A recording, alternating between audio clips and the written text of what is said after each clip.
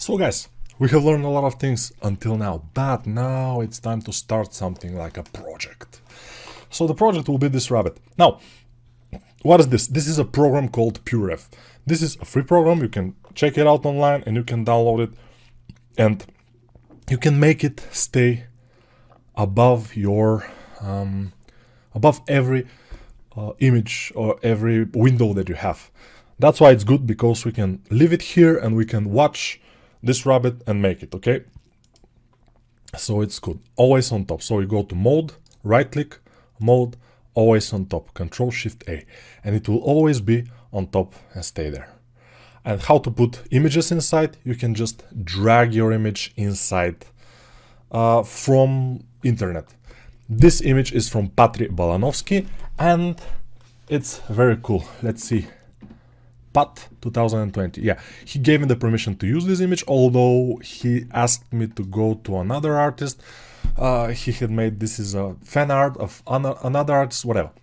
So we can disable this and of course go to object mode to create another object, which will be our sphere, which will be the beginning of the head of the rabbit. We will start from that. So going to object mode again, Control Tab. Now we cannot because we don't have an active object, but if we had, it will be Control Tab left. Or going to object mode from here, the upper corner of the screen. Now, Shift A, mesh to add sphere. This is our sphere, which will be the head of the rabbit. Then immediately we go to scope mode, Control Tab down, and then we immediately turn on our symmetry on X. And then we press G for our grab brush. And you see, when I press G, our grab brush is changed.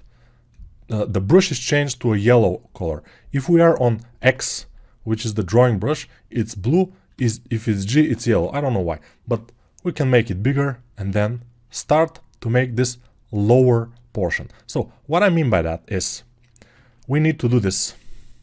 So the upper point of the head will be kind of flat, then it's going down, and then it's going away in this area, and then it's going away in this area like this. This will be the overall shape of our head, like a Turtle Ninja head, a little bit. Then we will have our eyes in here, big eyes, eyebrows. This is just schematic. Small nose.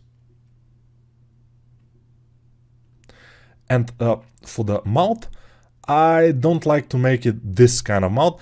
We will try to make it smiling, so we will do this. These are the teeth, and here we'll do a little bit of inflated things because he's smiling. This will be his eyes. And we will do, of course, some ears. We will do those hairs, and very importantly, those things here on the side we have to do. And that will be for the head. It's nothing too much, but there are some basic things that you have to know, and I will explain. From the side view, very important. From the front view, it's clear how it looks because it's the same here, you see. This is from the front. From the side view, it should look something like this. So this is the forehead, this is the nose, this is the mouth area and the bottom, and this is like this. So this will be your eyes, this will be the nose, and the smile will be around this area here. This will be the teeth, like something like this it will be. The ears will be in the back, so not from the beginning, in the back, and here we will have our hairs. And then we will start like this. This will be the body, the legs, like this. Okay, so I'm drawing like this because it's much easier and much simpler to understand it, but I will draw it again a little bit later because it's very important how we start, especially the form of the head from the side view and from the front view. So this is our side view now. We need this front part to have the forehead, it will be a little bit like a baby head, you know. Those kind of stylized and cartoony heads are always looking a bit like baby. Ours will not be very different. Be careful. So here the front part will be a big forehead above the eyes, and then this part here has to be, you know, the wider than the bottom, because this usually is, as you can see, bigger than the bottom part, you know. That's why if you make it from the side view narrower, it will look bad. So wider, and then a little bit narrower in the bottom. Okay, your sphere could have a little bit more polygons, which would be better for you, so don't worry, it's fine. And now I'm using just the grab brush for all of this. We don't need another brush. We don't need another hero, oh grab brush. We don't need another brush, but the grab brush. Okay, now, this is good, looking good. Now, not the best, but as you can see, I'm rotating from all angles. I'm seeing from here, usually the back of the head should be a little bit wider than the front of the head, you know. From the front, we need to have this kind of things going outward, like this. And this looks fine. Now, Control R will be in order. And then Shift, smooth. But don't smooth it like this. It will be bad. So smooth just very, very tiny and very, but just touching a little bit here, a little bit there until everything is kind of smooth. Now, what I will do is with the Draw Sharp brush, I will just cut in this area to make sure we have a little bit of a separation between the eyes, which will be around here, and the lower portion, which is the mouth and the cheeks. So these are the eyes, and you see, now it looks like a turtle ninja. If we just put one smile in here, it will be a ninja turtle. Amazing. So you can do a ninja turtle if you want, don't worry. I mean, it will be easier if you don't do this rabbit head, but do a turtle head. And then the body will be the same as this. Although we can put armor in outside, but whatever. Yeah, I'm joking, but I'm not. Yeah, I may be joking, but I'm not joking too much. Now, I'm using the standard brush, which is the draw brush, and the shift just to add more volume around here and to, you know, just to adjust the volumes around here. I want to have a forehead above the eyes. I don't want the eyes to be completely at the end of the head on the top. I want to have a little bit of a forehead above the eyes, although not too much, because as we can see, from the eyes up, it's going outward, backwards, so it's fine. Alright, this is looking good. Now we need more polygons in order to make nose, in order to make mouth. So what I will do, Shift R, or in the newest version of Blender, maybe it will be only R, but we don't know that yet. Maybe you know if you try it, but Shift R now is this. I will go 0.04 or 3, 0.034, something. Then click, and then Control R to accept. And I will smooth the areas around here. Just make sure the overall shape of the head is good, remains fine. Okay, and then I will start making the nose. So this thing here, I don't like it, so I will go and remove the floor. You see, from this little tiny thing is the viewport overlays, and we can get the statistics, which is great because we can see the faces and everything, and we can disable the floor. And this floor grid will be disabled, which is great. So let's see, where is the nose exactly? So the nose is kind of between the eyes, so it's around this area, and the eyes will be around this area. So it's not below the eyes, we may say. It's a little bit below the eyes, but also the top part of the nose is kind of in line of a little bit above the eyes. So overall nose is on the lower portion of the eyes, but not below them, but around the lower part of the eyes. I'm making sure it's like a triangular shape, which is protruding a little bit, and that's it.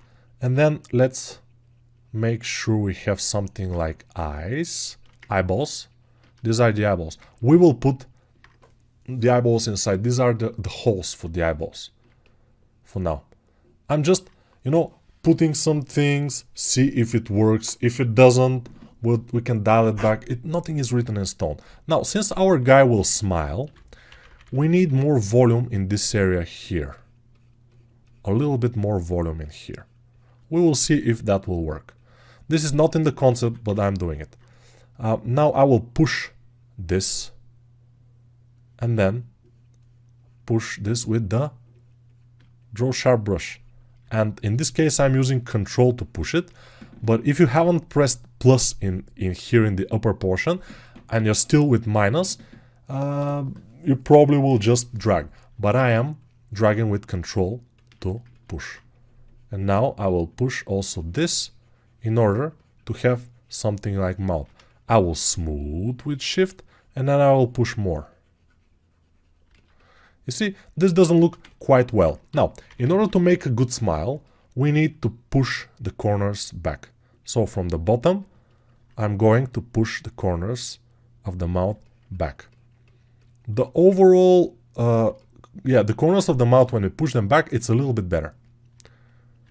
And this will be one crazy rabbit because he's smiling, he will be frowning with his eyebrows, and he will be smiling while holding this kind of a huge knife behind his back. So it will be much creepier than the concept. Of course, you can make it as the concept. It's not a problem. Of course, you can make it exactly like the concept. It's your choice. My choice is to make it a little bit different. I always encourage people to make the models on my courses, whatever course I have, a little bit different, to put a little bit from their own imagination, if I can say, So it's fine. Now, we did this. I can inflate a little bit with either I or 6 and just drag in here to inflate. Because when we smile, you see all those things here are, squeezed and they go forward and they bulge. That's why I make those bulging things here. And now I need the teeth, because without the teeth it's looking bad. But before that I will make it a little bit smaller, this smile. It was too wide, I think. So, how to make the teeth? Usually I make the teeth from different mesh, and that's how we will do it now. We go to object mode. When we create another thing, for example, we want to add teeth, we want to add another body, or body, in this case just one body. If we want to add something, we always go to object mode. So Control Tab object mode, which is Control Tab left, and then Shift A and add a cylinder. And this cylinder, usually I don't move or rotate or whatever in object mode. I always press Tab to go to edit mode, and then I scale it with S just to make it smaller. Scale it like this. If I want to see what it is, Alt Z to see it inside. Very interesting. Alt Z, of course, this shortcut is for X-ray mode. Then I will scale it a little bit more. Then I will scale it only on this axis. No, I don't need it. I need it like this. And then I will put it down. And then I probably will rotate it only on the red. And then Alt Z to see what happens. And it looks relatively fine. I will go to sculpt mode with Control Tab down and just turn on my symmetry on X and just move it around. So the mouth, I need it to be a little bit more up, closer to the nose. You see, the distance between the nose and the mouth in this case is very small. It's one nose distance, one nose height. That's what I want also for my model. That's what I will do. And I will try to put the teeth around the area they should be. This bottom part I will put up. And overall, it doesn't look ultra bad for now. It's not the best, it's not the worst, but it's fine. We are having something here. We're having a base. It's very important. And also we need to save. So this will be 05, save as 05. I think this is video number 5, I'm not sure. But whatever. You need to save often. Because if you don't, you can meet the Blender crash. And the Blender crash is not a very good guy. When Blender crashes, usually it saves some things. You can find them, but sometimes not. So, in order for this to be absolutely symmetrical, now it's symmetrical, but I'm not sure if it's absolutely symmetrical, the head, I mean. And you saw me changing between the teeth and the head, and you ask yourself, how does he do that? How do you change between the different meshes in sculpt mode? This is very important. This is done by Alt-Q. When you are hovering a certain object, you want to change to it and do something with Alt-Q. And then hovering around this Alt-Q, Alt-Q. That's how you do it. That's the way, you do it. Okay, now, what was I supposed to do? I forgot. But let's continue. So we have the teeth. Let's do some eyes. Go to object mode, Control Tab left, Shift A, UV sphere, add UV sphere, and then go to tap immediately. Usually, I told you, I don't work. We did the snowman while working in object mode, but that's an exception. Usually, I always do everything like scaling, moving, and everything in sculpt mode, not in object mode. So, in edit mode, not in object mode. So, now we are in edit mode, S to scale it down, rotation, G to move it, and G to move it, and S to scale it. And let me see how big it should be. I think this is a good size of it, but we have to put it down because from the side view we don't want it to be that visible. So this should be maybe a little bit bigger. We can make it. And now we need to put a mirror modifier because we need only one of the eyes for now. You see? Yeah. So add a modifier here on the modifier tab, which is this range icon. While we are on here, it doesn't matter if we are on edit mode or whatever, we can add a mirror modifier and it should work. If you have moved your object inside object mode, this mirror modifier might not work. But you can go to object mode, Control A, and all transforms, it should fix it. Now we have something like eyes. Of course, they are not very not very polygonal. They don't have too much polygons. We can add a modifier subdivision surface to add more polygons, and we can increase the level of the subdivision to around 3 or 4. But the more you increase it, the more difficult it will be for Blender, especially if you're using a low-level computer or laptop. Blender is a program that uses video card. ZBrush, on the other hand, is a program that uses processor and RAM mostly. Blender is using video card and RAM. The processor, yes, probably sometimes, but the most important thing for Blender is video card. ZBrush can work on very low-level laptops because ZBrush doesn't require video card at all. ZBrush doesn't use video card. It uses RAM and processor. That's why low-level video cards, low-level laptops can run ZBrush, and you can do very nice things with ZBrush if you have a little bit more RAM. But with Blender, you have to be careful with your polygons. You can do a lot of stuff in Blender, but you have to always watch out for your polygons. We make sure that around the eyeballs, it's kind of circular. So I'm just moving it around and see what's happening. And this looks relatively fine. Now, what we need to do is add ears and eyebrows and those things on the side. But That we will add on another video, on the next video probably. Some of that. I'm just fixing some things. Maybe this I will just fix it a little bit. Yes. And that doesn't look very bad. As you can see, maybe I will move this a little bit forward.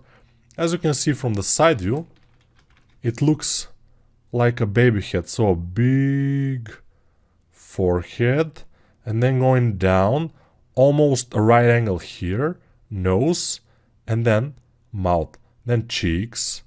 These are cheeks, then down, and then immediately you go back. And around this area we will have our neck at some point. And then from here we'll have our body, which will be something like this. Like a bean shape body.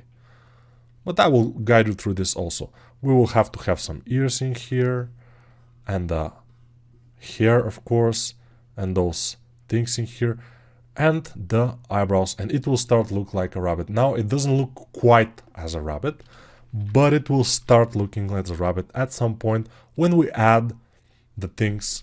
But for now, I think we are on the right place, on the right path. Let's Ctrl S and see you in the next video.